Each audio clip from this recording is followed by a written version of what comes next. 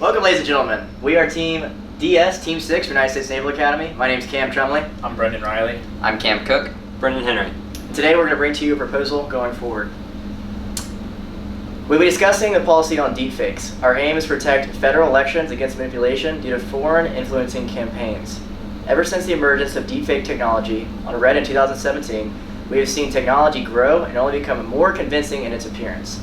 Researchers have proposed that by the time of the 2020 presidential election, deepfake technology may reach a point which humans and trained AI may not be able to quickly and easily distinguish between fact and fiction. This level of manipulation could cause significant harm to any candidate in what is meant to be a fair election. We are addressing this panel because the three of your respective organizations, the CISA, FEC, and FCC, play a crucial role in helping this policy come to fruition and become a key component in the upcoming election. It is important to understand the technical foundation of deepfake media. Software trained in image and video synthesis generates these products. This AI can superimpose the face of one subject onto a video of another.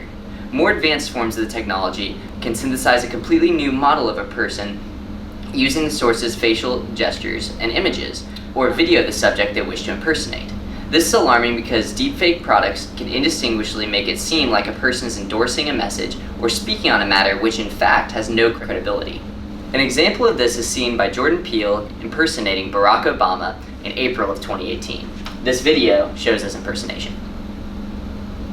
This is a dangerous time. Moving forward, we need to be more vigilant with what we trust from the internet. It's a time when we need to rely on trusted news sources. It may sound basic, but how we move forward in the age of information is going to be the difference between whether we survive or whether we become some kind of... These types of deepfakes are only growing in popularity and continue to look more realistic as time passes.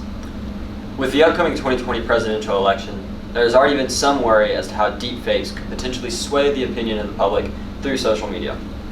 Our policy aims to address that problem that engaging in the 2020 presidential election campaigns and their third-party sources. It is important to note how important this policy is when it comes to affecting the voters. Voters shouldn't have to look for the credibility of campaign ads when they are viewing them. Our proposed solution takes the following approach. The CISA will develop a signing method analogous to a hash that combines both the attributes of a photo or video and the certificate native to the signing authority.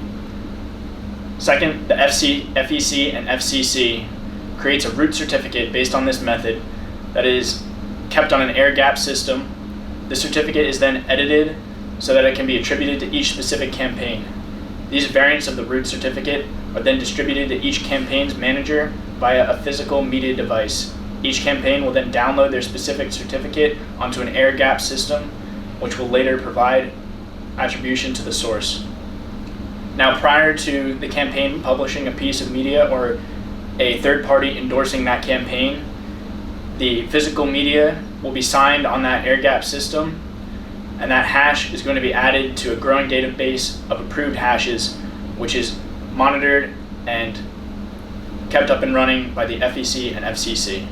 When the media is about to be published, an option will be presented to the user asking if they are publishing for campaign purposes. With this option selected, the first time that media is uploaded, it will be hashed and compared against the database of hashes maintained by the FEC. This database will check for the respective signature authority, save the hash, and delete the file for memory awareness. 5. This database of hash is securely passed to the main social media platforms, Facebook, Instagram, and Twitter, but can also be made available to all platforms. And 6th, as the video begins its upload process, the hash is compared with that of the database. If it matches, a prominent rectangular box will border the video as a verification that it is credible election media. To give a general idea, think of how Twitter verifies an account with a blue checkmark. 7th, due to the hashing algorithms, if the video is tampered with or edited to any extent, the hash will change, not match the hash content in the database, and lose its verification. Going forward, our policy would eventually extend to other elections to increase both social awareness and campaign credibility. The program could then be implemented in the 2022 midterms elections, where there will be at least 468 congressional seats going up for grabs in November of 2021. In today's world, with an ever-growing threat in the cyber domain, it's vital we get ahead of the rising threats such as deepfakes that could be crucial to American freedom in our elections. Thank you, ladies and gentlemen, for your time. As previously mentioned, a more in-depth technical procedure is explained in our written proposal, as well as addressing further counter-arguments.